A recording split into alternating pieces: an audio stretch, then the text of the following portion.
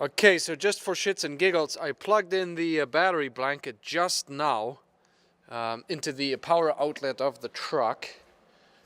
And I think it's working. Oh, no, no, it's not doing it. It's not doing it. Now let's try this with the truck running and the battery charger off. Yeah, it's cold. It's minus 20 degrees in here. Oops. But okay. Okay, so the truck inverter will run the battery blanket. Just a battery charger on 10 amps isn't enough. With 50 amps, it's overcharging. Ay, ay, ay. Alright, proof of concept. We got an inverter here. I have her plugged into the cigarette lighter. That's all there is to this. And yeah, 44 watts. Pretty stable. I had it on the battery charger at 10 amps and it wouldn't do it. It's just not enough voltage. You need the truck running for sure to run these inverters properly. But I got the probe in the blanket here. So in 5 minutes, it was packed with snow, so it's heating up very slowly. But we got about 24 degrees Celsius on the blanket. It's about minus 15 in the shop here. So yeah, I could see guys upgrading to maybe an 80 watt blanket if they're driving. But anything is better than nothing. That's for damn sure.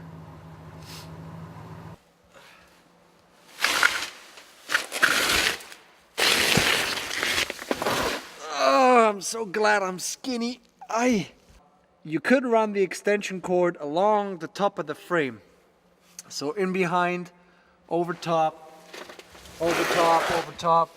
Then you can start tying it to like these harnesses and such.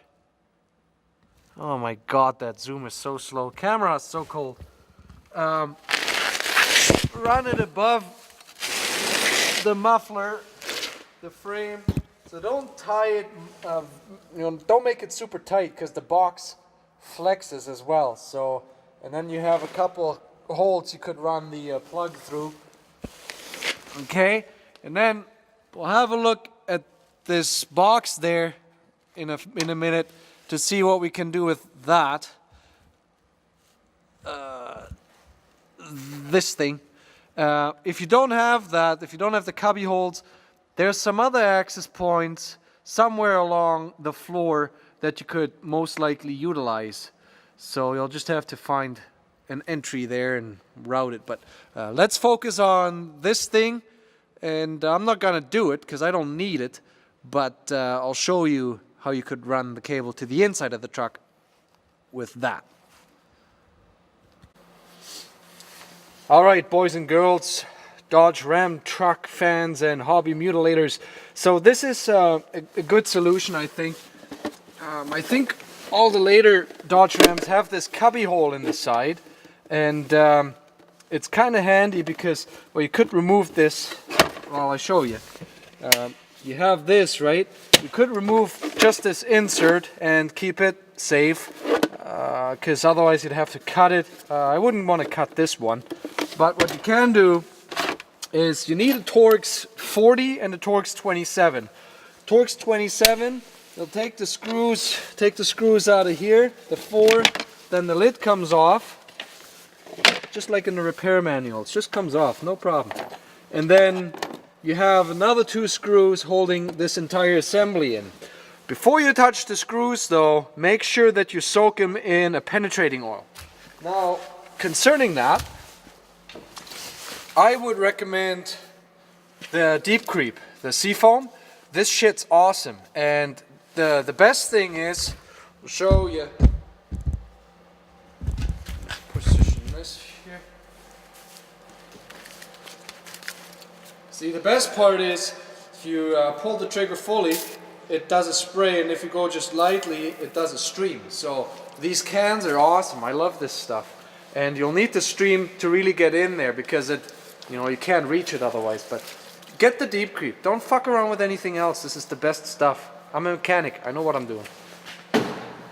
I'm not affiliated with those guys, by the way. So I'm still believable.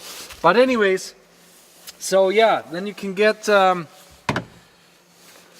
with a screwdriver, maybe get it started. You don't have to take the carpet out. This assembly actually comes out from in between. Just need to find the start. Careful that you don't scratch the paint too much.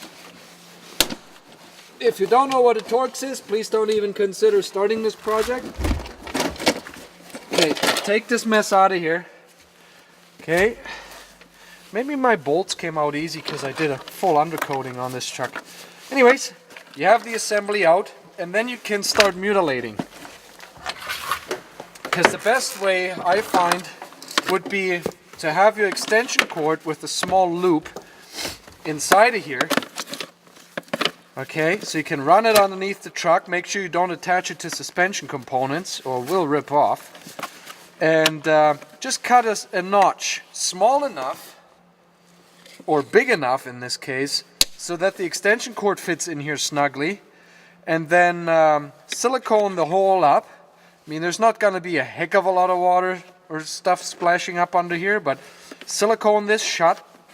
And then have your little inverter in here. Okay, you can plug this all in. No, it would be great if there was a side post, it would fit better, but this would work. Alright, and then you put it all back together. You can close the lid and it's tucked away.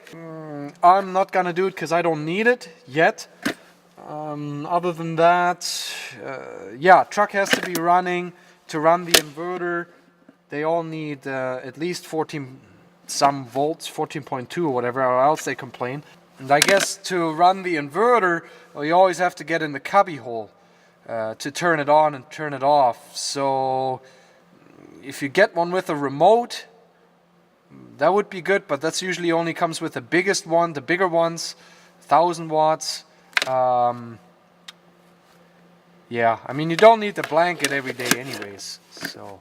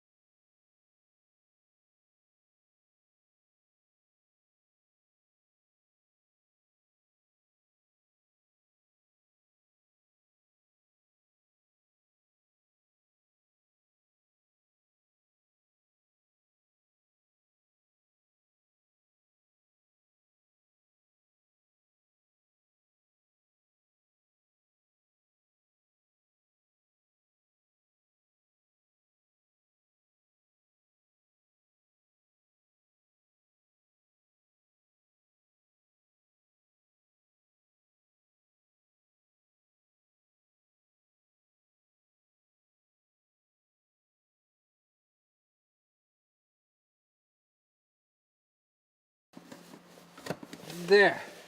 Put your screws back in, cover back in, and you're done. Inverter ready to go, independent from your truck inverter. And if you buy whatever size, 300 watt ones are even smaller than that. You can run other stuff from the back here. You could plug that in right there.